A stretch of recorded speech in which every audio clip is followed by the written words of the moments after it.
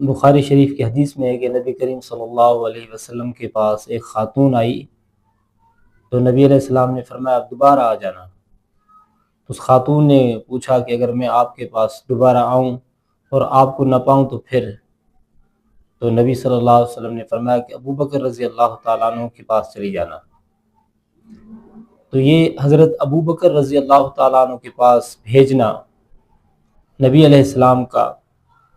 تو یہاں پر آپ علیہ السلام یہ بھی فرما سکتے تھے کہ آپ حضرت علی کے پاس چلی جانا، یا آپ صلی اللہ علیہ وسلم یہ بھی فرما سکتے تھے کہ آپ ابن عباس کے پاس چلی جانا، یا یہ بھی آپ فرما سکتے تھے کہ آپ زبیر رضی اللہ تعالیٰ عنہ کے پاس چلی جانا۔ تو اسی طرح نبی صلی اللہ علیہ وسلم نے ابو بکر رضی اللہ تعالیٰ عنہ کا نام کیوں لیا؟ کہ آپ صلی اللہ علیہ وسلم جانتے تھے اس بات کو کہ میرے امت میں سب سے زیادہ افضل انسان ابو بکر رضی اللہ تعالیٰ عنہ ہے اور وہی خلیفہ بنیں گے۔ نبی کریم صلی اللہ علیہ وسلم کو اس بات کا علم تھا کہ ابو بکر ہی خلیفہ بنیں گے اور میری امت اسی کے اوپر راضی رہے گی، تو آپ علیہ السلام نے اس کو اشارہ دیا کہ ابو بکر کے پاس چلی جانا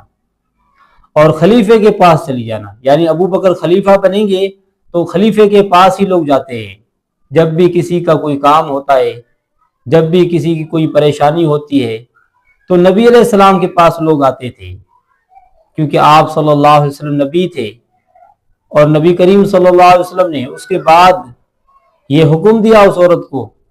کہ اگر آپ مجھے نہ پاؤ تو ابو بکر رضی اللہ تعالیٰ عنہ کے پاس چلی جانا۔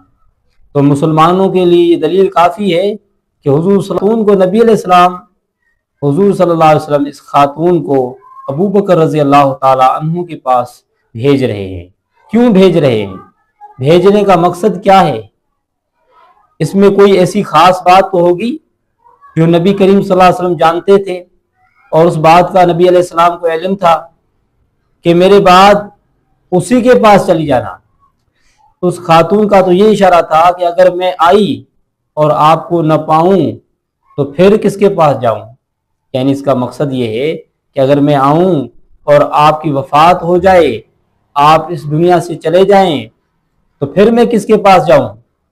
تو اللہ کے نبی صلی اللہ علیہ وسلم نے فرمایا کہ اگر آپ مجھے نہ پاؤ تو ابو بکر کے پاس چلی جانا، اور ابو بکر کے پاس جانا یہ اس بات کی علامت ہے کہ نبی کریم صلی اللہ علیہ وسلم نے یہ امت کو پیغام دیا ہے